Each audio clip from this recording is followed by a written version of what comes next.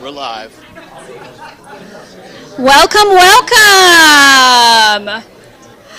Thank you all for coming out to our August edition of the Military Connected Monthly Mentorship Meetup. Had a little bit of practice. We are lovingly calling it the MCM3. My name is Lauren Postler, and I wear a number of hats, as do many of you. Many of you are serial entrepreneurs in this room, as are we. I serve as a veteran leadership scholar with the George W. Bush Presidential Institute, the local ambassador for the Institute of Military and Veteran Families, or Bunker Labs, proud supporter of Combined Arms, Patty will talk a little bit more about, but our goal at these monthly meetups is to bring together military-connected entrepreneurs, startup founders, supporters, small business owners, and the general community. We start off every session with an inspiring chat with a local mentor or leader, and it's not just business, guys. We talk about the hard stuff. Starting a business is lonely. It is challenging. We talk about how they've navigated it, lessons that they've learned. And the goal throughout this experience is for you to learn a little bit about our leader for the month, but also to connect and learn about each other. I want to give a shout out to some of our wonderful sponsors, certainly Combined Arms and the Texas Veterans Network. We'll hear more about them with Patty. JP Morgan Chase, where's Marcelino? Who sponsored the tacos, so if you're eating tacos, say thank you to Marcelino. Yeah, thank you, Marcelino, of course. And of course, our host venue, Capital Factory. If you are not familiar with Capital Factory, they are the center of gravity for entrepreneurship in Austin and the state of Texas. Starting next week, they are launching their annual Fed Supernova Conference. So if you are looking to do business with DoD or the federal government, you should be here. If you have any questions about any of the Capital Factory programming, I'm happy to answer questions. I'm also happy to answer questions about Bunker Labs and IVMF programs for entrepreneurs. If you're interested in our entrepreneurship boot camp, who's a boot camp grad? Jimmy, raise your hand. Mike Johnson, raise your hand. Yep. Who is a VIR grad, Veterans in Residence? Let me see him. And if you have done any of the workshops or programs offered by the universities or our partners at Combined Arms, let me see your hands. No, we got hands back there. So part of this also is for you to learn about local resources from your peers who have gone through them. So if you're considering, should I do this, should I not, is it worth it? If it's not, go around the room to any of the individuals that raise their hand. And now I'm going to pass the, not proverbial, but physical mic to Jeremy, Andrew, and Patty, who are going to take us through today's leadership discussion. Yeah, I'll kick it off. Hey, welcome everybody. My name is Jeremy Willis. I'm the founder of Startup Anthology, and each month we do a fireside chat and a, what do we call it? Crossover episode between Startup Anthology, my podcast, and Andrew's Command Post Cohorts podcast. And so tonight we have Patty Morgan with us. She is, let's see, let me make sure I get it all right. Patty is the Central Texas Regional Manager for Combined Arms and the Texas Veterans Network. Military spouse and been working in nonprofit for how long? Too long to remember, but I'm happy to be here, so thank you for having me. Yeah. And then, she's going to be our guest tonight. She's going to share her experience as a military spouse and the nonprofit world and kind of just everything that goes along with that. So we'll get started. So, Patty, you've had many hats that you've worn through the time. Starting off as a corporate PR comms director. That's right. And then now in a nonprofit leader and military spouse. So before I met my soldier, can you all hear me? I guess we need this. You got it. Thank you. Yeah. Thank you. Okay. So before I met my soldier, I was well on the way of my career, Director of Public Relations and Special Events, Saks Fifth Avenue, and then I hopped over to Neiman Marcus. We're all Texans here, so you heard of Neiman Marcus? All right, so that was my life beforehand, and then met Dan, and he rocked my world, and so much for my career, right? We go off and start that military journey. And there's no Saks Fifth Avenues in Neiman Marcus where these military bases are, so much for that, right? They're not far, right?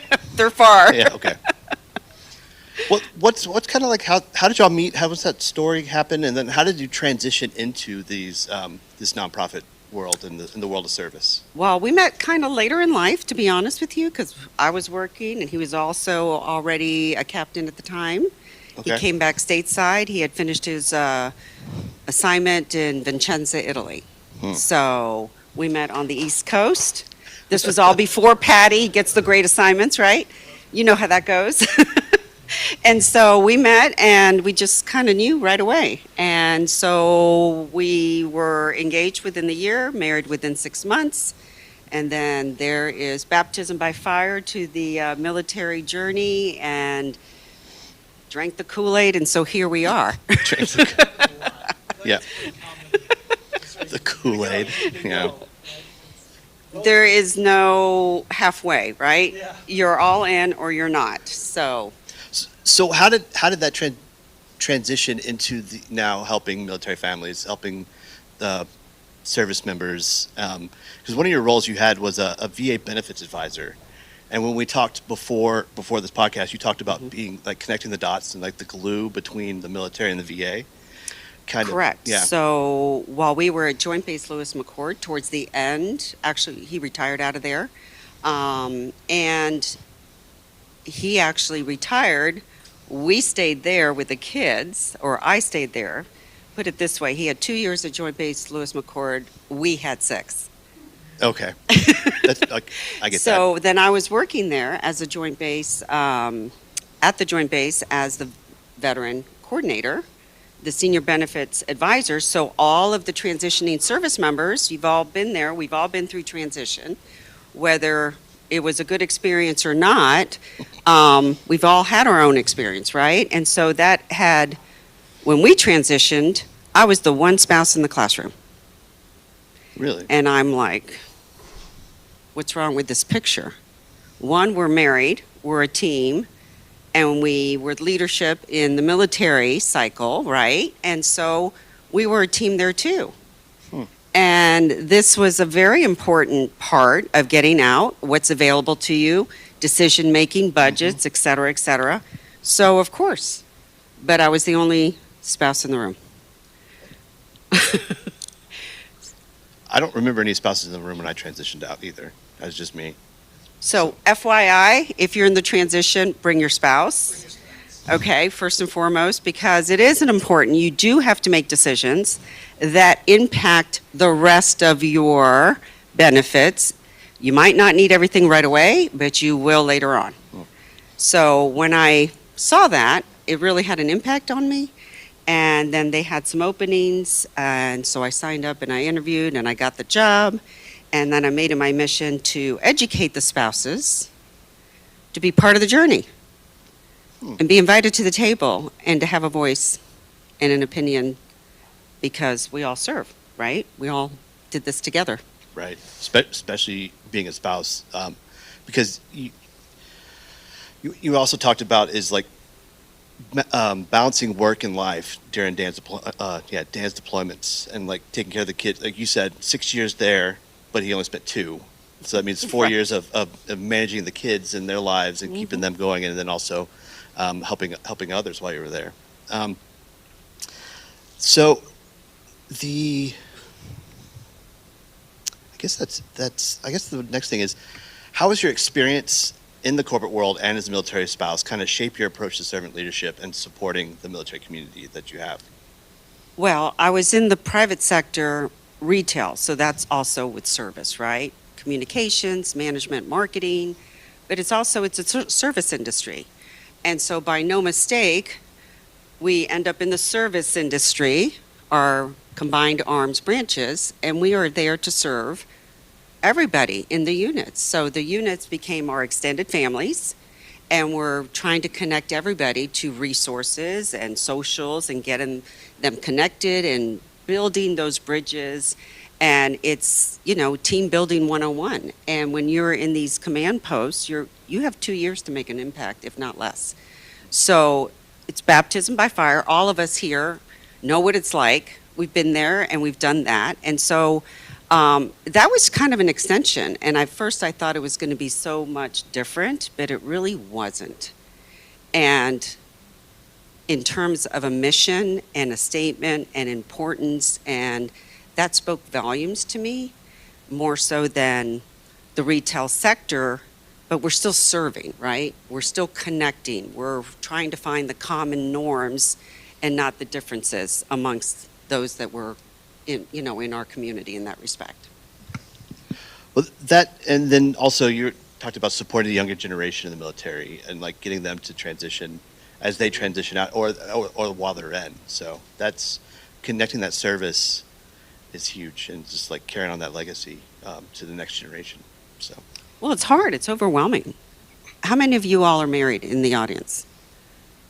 So the majority of the room, and or have been married, I guess. Or have been married. Yeah. And maybe this. Yeah, that's. And this perhaps didn't resonate so well with your household six. And so, you kind of deal with that elephant in the room. It's like, okay, are we going to do this together? Mm-hmm. Then we got to be in there as a team and back each other up. Right. And then connect the dots and really be a team to mentor the families, the younger families, and to just be available. And if I didn't know, because I was learning this, he was already a captain. Okay. And so how many years is that? I don't know. At least 3. Quick math. 4. And, well, he was prior enlisted. Okay. So he'd already had several years under his belt before Patty. So, but it was, you're learning on the job as you go and sharing those little nuggets of information, because once you find them, they're valuable and you want to pass them on. That's cool. Hey, Andrew, do you want to take over now with some? Yeah. You keep the mic out. Hey, thanks, Jeremy. So I want to unpack this a little bit more. You talked about mentoring these younger families, right, as we go through the hardships that come with military service. So, the spouse having to run a household and their own careers in the absence of the partner, right? That's a leadership role, right? That requires leadership. And the service member also is more than likely, after year 1 or 2 in service, in a leadership role, right? So now you have 2 leaders in a house that have to suss out the different responsibilities. And I feel like that's some pretty hard conversations to have, especially as a young family. So can you talk to me a little bit about how you can have those hard conversations as a leader? Or not have those, Or right? not have them, and the Because then consequences. you want to avoid the hard contained, stuff. Yeah. So a little bit of both, right? Okay. I think a lot of us can relate to this, and then the deployment cycles kick off, right? And then, that's where the rubber hits the road, and you're on your own, and we're trying to be supportive and figure out on a day-to-day what's happening, what does life look like, what does the unit need, what do the other spouses need, what does my family need, and my career, that was on the back shelf. But thankfully, I had the skill set that I had acquired and the maturity, because we met later in life. Yeah. It's not like we were high school sweethearts. So that really, I drew upon that experience Okay. to help me navigate. And then the deployments came and the casualties came, and it felt like they still kept coming. And you're just figuring it out. Yeah. And failure's not an option. So you just make it work. And then it's pulling in what resources are available, connecting the dots, sharing the knowledges, the nuggets of information with everybody, supporting them. And yes, when they come home, it is different, because you're used to running your show. they're used to running their show, Yeah. and it doesn't always acquiesce. It's not the same show. It's not the same show. It's not the same show. It's not the same party. So, yeah, it's those storming, norming, group dynamics that we've all go through. Yeah. I don't know how many went to business school, but that's definitely part of it. Yep. Storming and norming. Yep. So, but with all that comes a common thread, and you come out stronger because of those challenges. And, I'm very grateful for those experiences. Not necessarily while we were in the moment, Yeah. but in hindsight, in the rearview mirror. So, yeah, lessons learned. Okay, so you talked about, having to move a lot as a spouse, your career going out the window, but you managed to keep a hold of your career for a little while, right? Throughout some moves. Can you talk to me about the portability and the requirement for that as a spouse with a job? So, for a leadership role, and I was very involved, and it's everybody's personal decision as a family of how involved you want to be, because it's a volunteer. I'm not the veteran, I'm not the soldier, but we had agreed that I was going to take an active role in the commands, because he was an officer at that point during active duty. So at the same time, I missed my career. I missed my paycheck. Sure. My family missed my paycheck. I had 2 competitive kiddos that were, God bless them, very competitive, very skilled with their athletics. And have you all paid for lacrosse? Oh my God. Let me tell you, it is not cheap. Oh my God. And thank God they're so good, but they made the travel team, and that's Oh, not even great. cheaper. Great. It's more expensive. So So happy. that became the question. I'm like, okay, how can I contribute? So I did my own little business, and there's so many opportunities that you don't realize what's available until you start looking around. And I ended up doing a brand ambassadorship, direct sales. You still keep your income, you keep your career, you keep your skill set, things that you as a family need to consume consumable goods. But if you find the right one, then you're not the one taking the inventory, traveling with you from one PCS to the other PCS to the next location.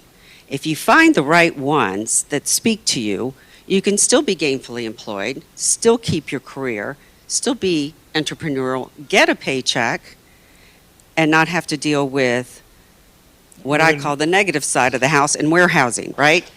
Have to PCS with 45 boxes of Tupperware? Right. No, that's not the one I chose. But there are these options available because you need to keep your brain going. You need to have a contribution to your family and keep your skill set going. So there are options, and it's, again, digging out those that fit you, that speak authentically to you, and fit the needs of your family. I feel like that's a great conversation to have. That's just a great example of those hard conversations, and I love that you were able to do that. Okay, so like I asked Joseph Kopser, tell me about Leading to Win. Have you all heard about Leading to Win?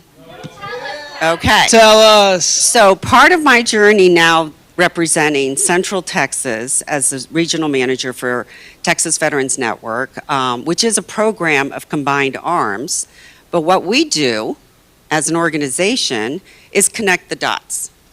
So connecting the dots, what does that mean? So while you're active duty, who pays your benefits? DOD, right? When you're on the veteran side, who pays your benefits?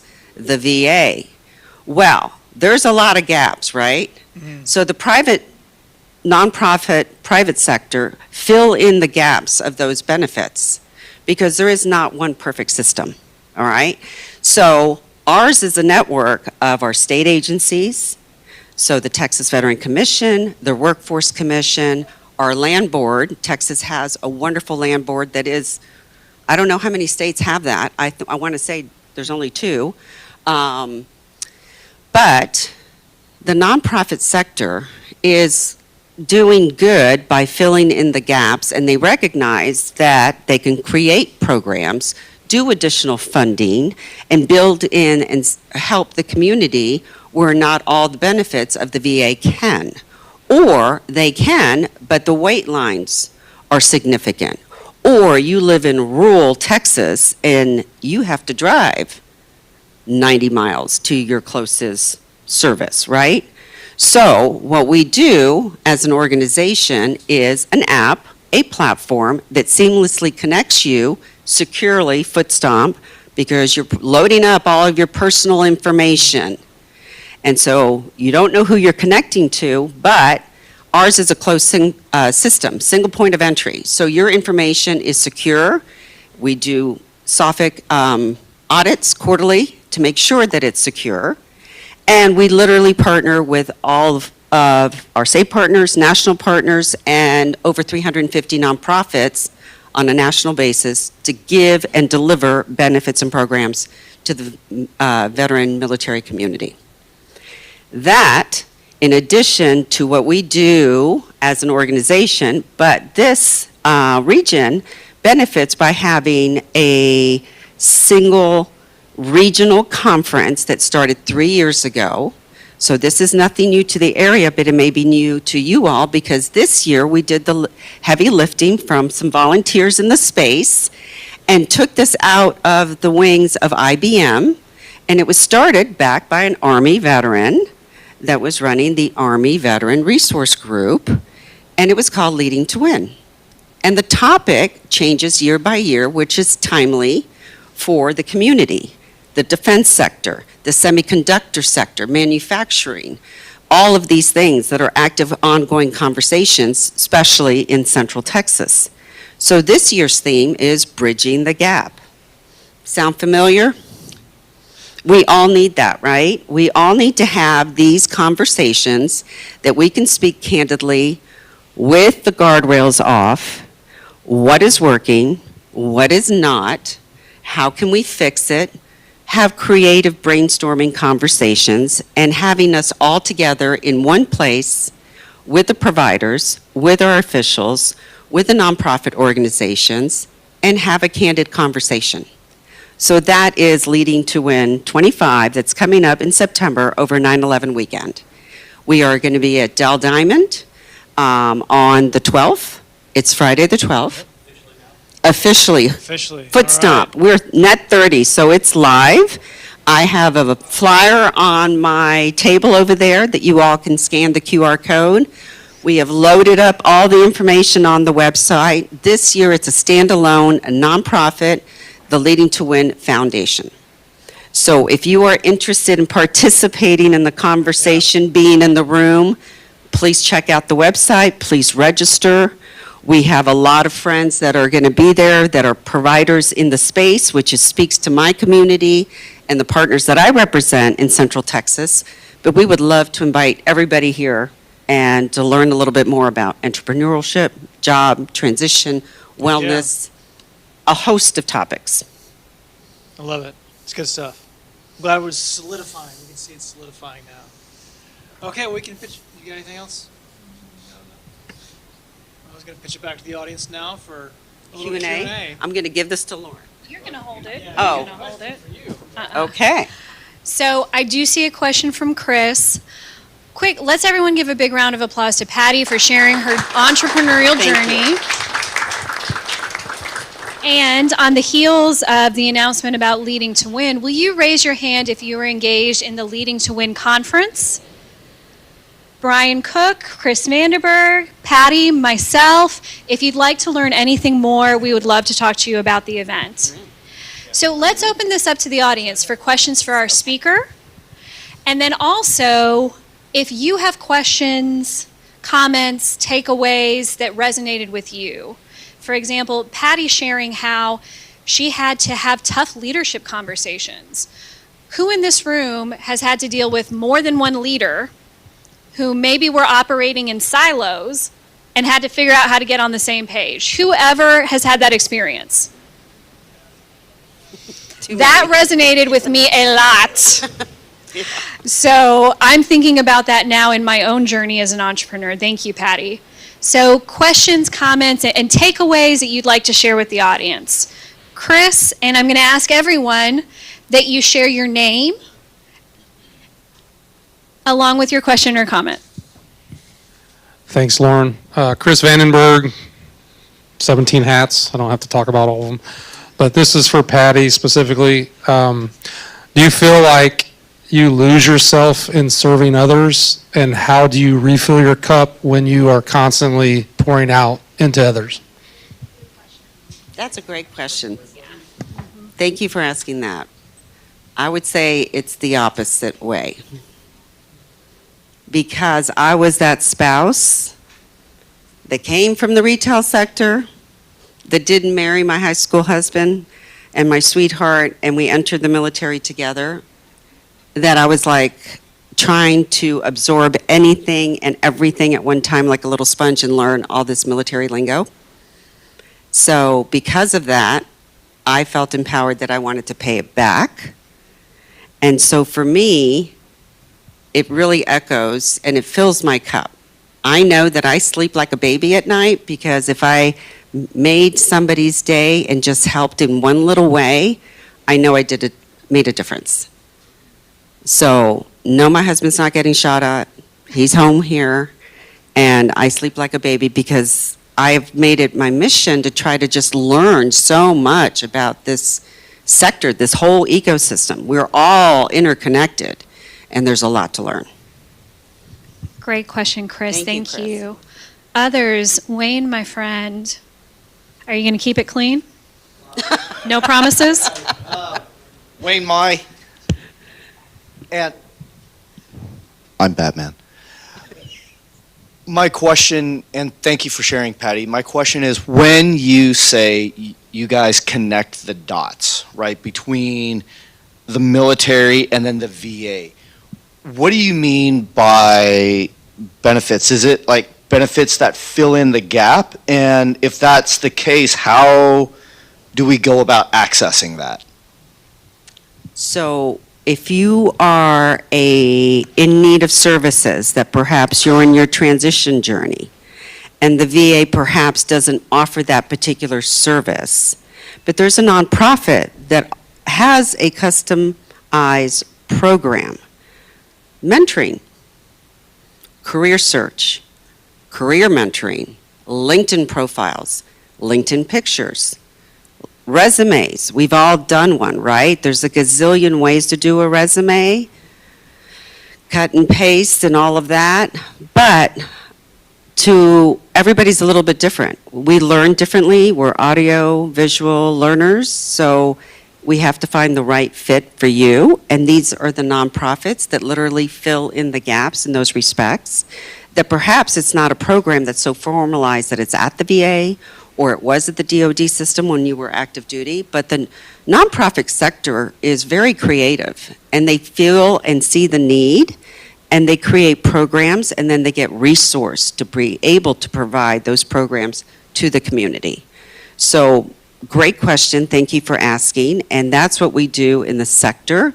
That's what we do with connecting our platform, because it's not just the state agencies, it's everybody in the ecosystem. It's also the employers. So then you leave service, you go get employed, you find another job, and then your employer has a hiring initiative. Perfect storm, right? Great problem to have, because you can speak the lingo, you can mentor those folks that are now in the transition space or getting out, and you pay it back. And then that provides what? A connection for you to still be empowered and connected to your military community. Getting out is difficult. You don't have the coffee groups anymore. You don't have the unit. You don't have your 6 o'clock or 5:30 PT.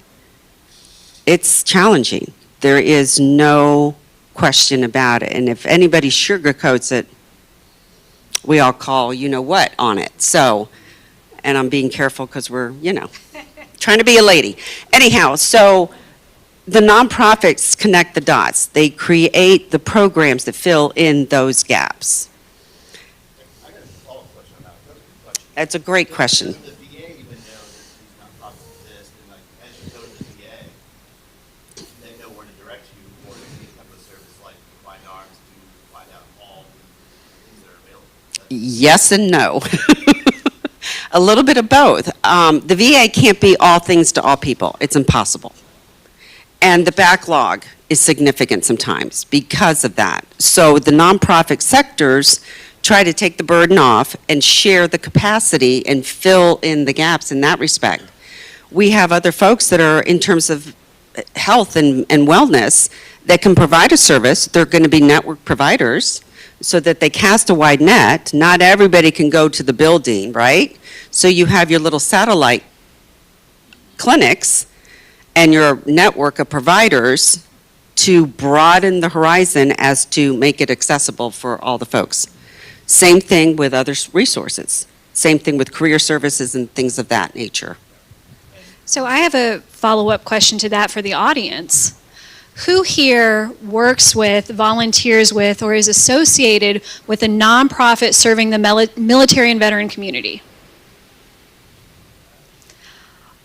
What I'd love to do is, if we don't have other additional questions for Patty, is maybe go around and ask folks about their nonprofit affiliation. What do you think, Patty? I think that's great because I want to learn. I Exactly. see a lot of new faces, so I want to meet everybody as well. So I'm All going to right. hand this over. So tell you what, I need a volunteer to come take the other mic. Ryan Curry, come here. Please, ask Patty your question, and then can you be my mic man over here? Thank you, Ryan. Hey, Patty. So after the dots are connected, then what?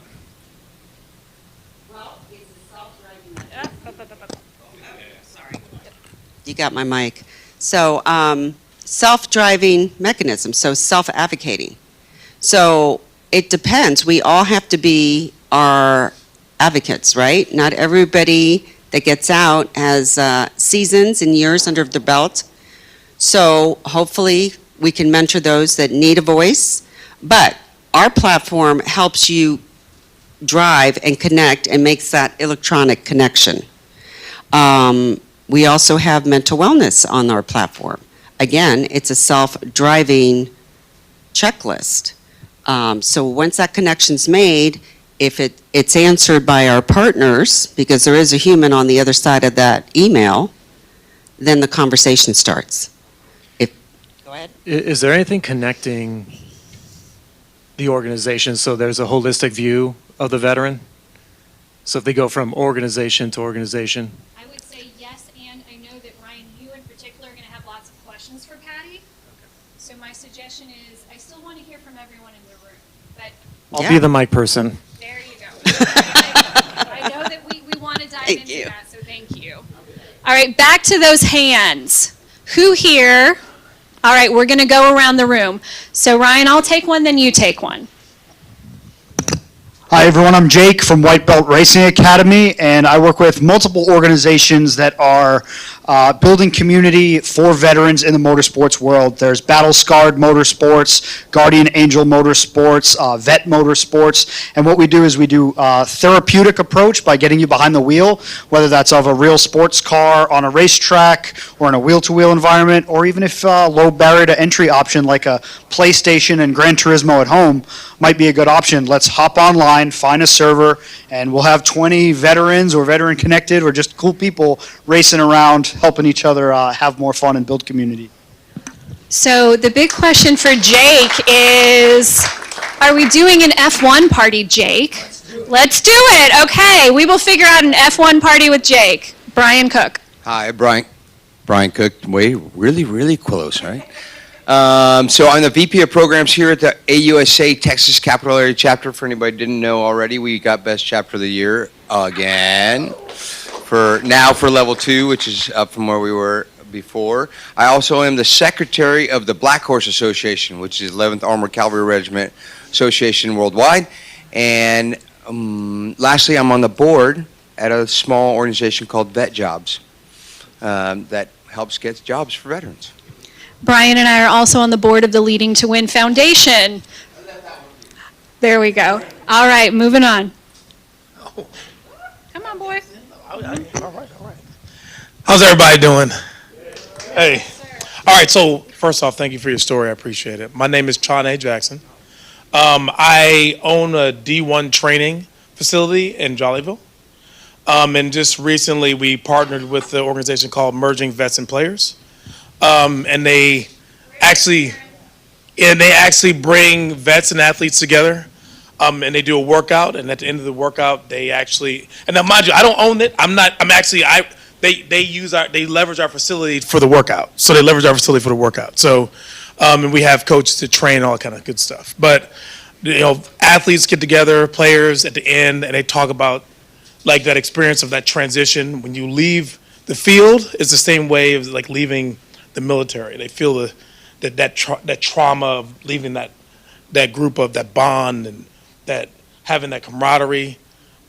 Both experience very similar psychological effects once they part from their former life, right? And so it's a chance for everybody to get together, talk, and discuss like how they're feeling, how they're moving on, how they transitioned out. So it's a great organization. We're just getting a part of it. We're just getting started, and we love it.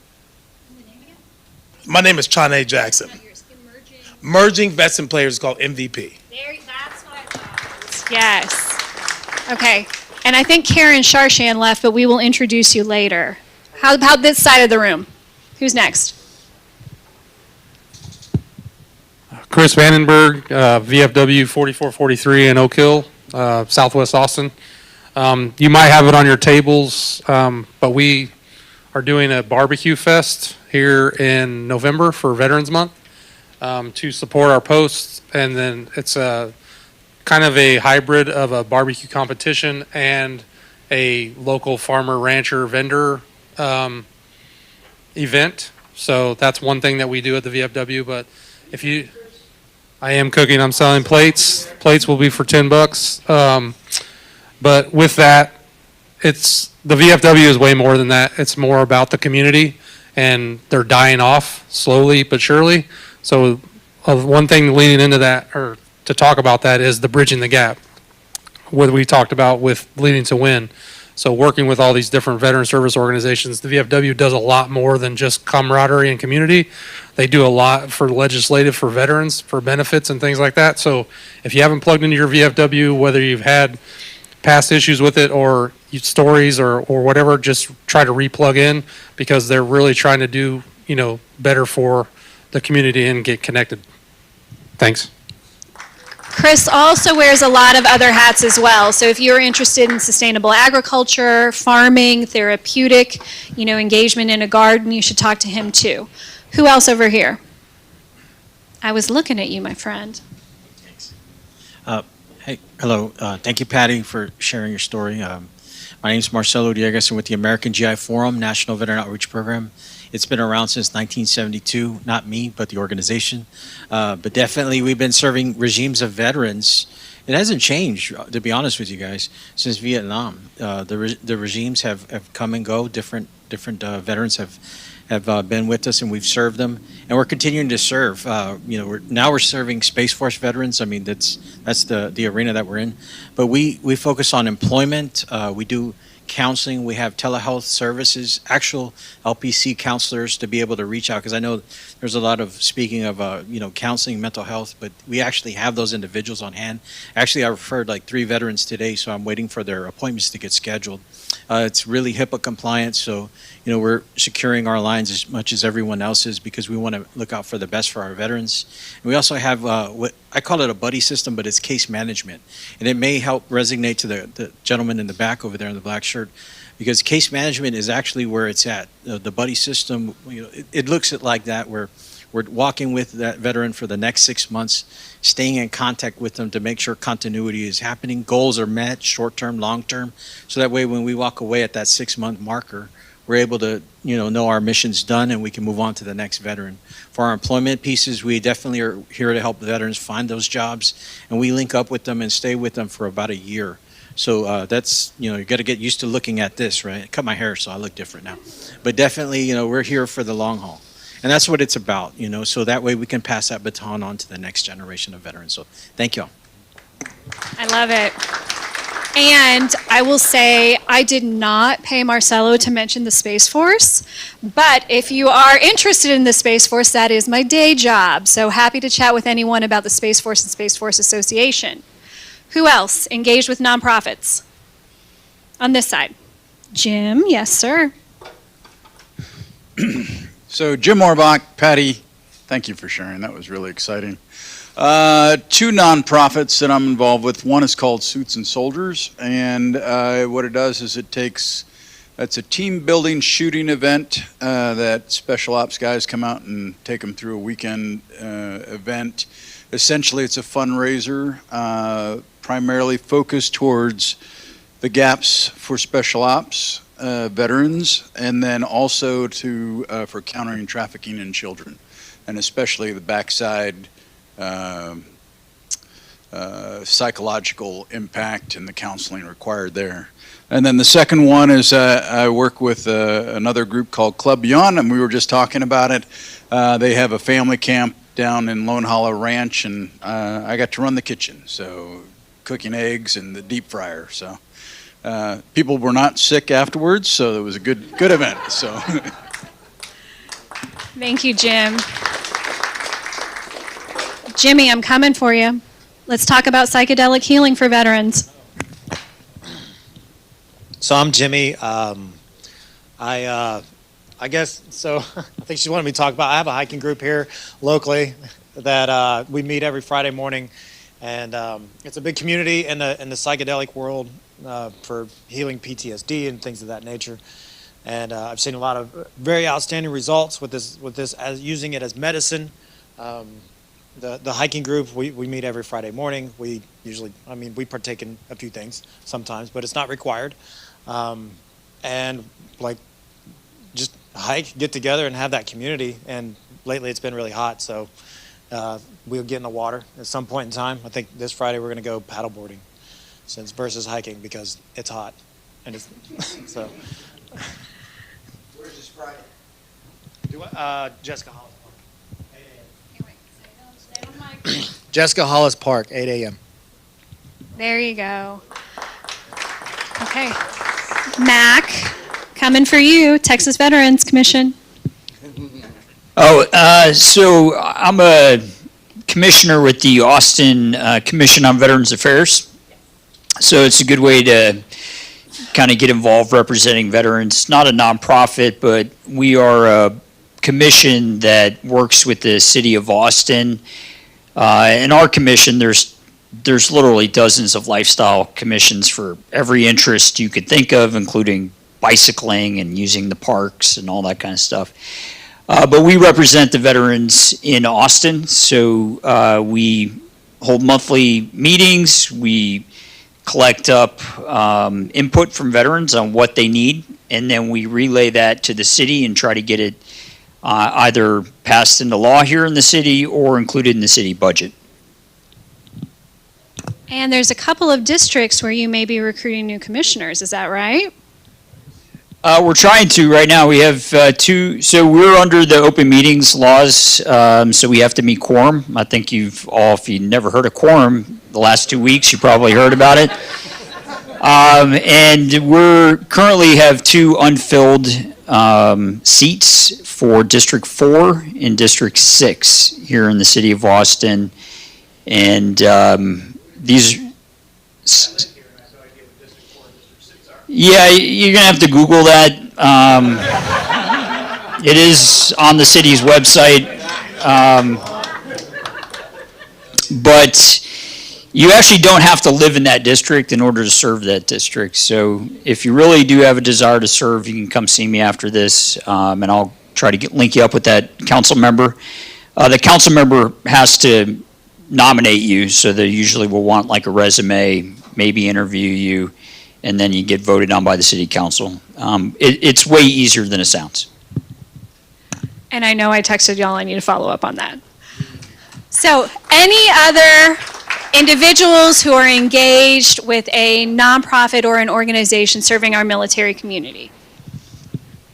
Where's my other mic? Oh. Rudy Montez. I wear a couple hats. Thank you, Patty. Good to see you again. And one of the things that we do for the other nonprofits is our Rise Veteran Foundation. We actually getting ready to start working with Core Civic with all the prisons that they own, about 39 of them. So this might be filling the gaps, Patty, where they transition out and we put them into employment and they need other transitions looking at to fill the gap. So this might be something big because they're nationwide. So my part of that is building a structure of sustainable housing. So in other words, the prisoners were actually, or the people that are incarcerated would actually be able to farm during the agricultural portion of that.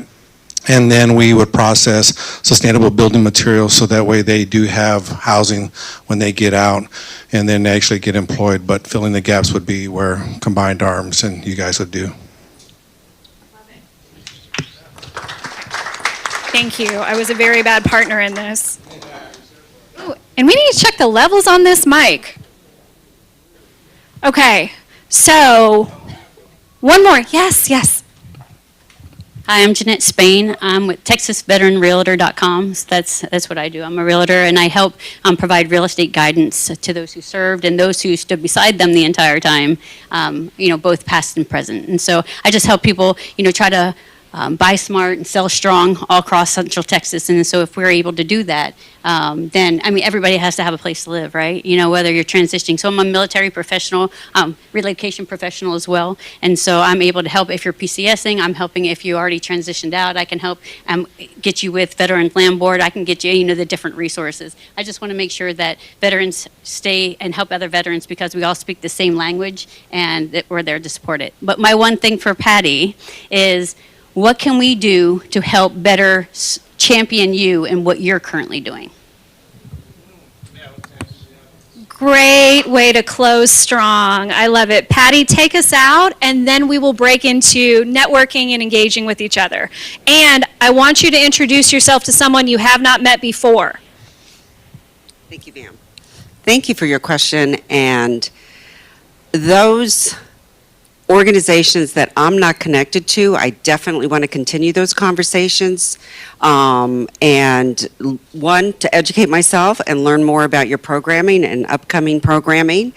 Two, the way our system is set up is to spread the community and a wider net, is that we have different levels and different tiers, if you will, of membership in our network. We're state partnered with our Commission, Land Board, and the Workforce Commission. We are partnered with nonprofits here within Texas and on a national scale. So depending on what tier you are, I can follow up and send the application, and we can fill that out and continue that conversation and get you on the platform. Because it's a win-win. We're connecting the dots. And what makes it easier for these folks, because this is hard to navigate, right? And we're trying to streamline the process. So if you go to one spot that keeps all of your connections in one spot, in one hub, it just kind of simplifies the journey. Plus, everybody that's in our network are vetted. We do the heavy lifting, we do the homework, we vet the organizations, we know that they're resourced to deliver the programs that they speak about. Okay, so that we take off your shoulders by putting them on the network and you find them in one spot. All right, so that's how we are kind of wired to help. So thank you for your ask, and I want to pay it back. So everyone, let's give another round for Patty, Jeremy, and Andrew. And those of you that want to continue chatting with Patty, now's your chance. Thanks, guys.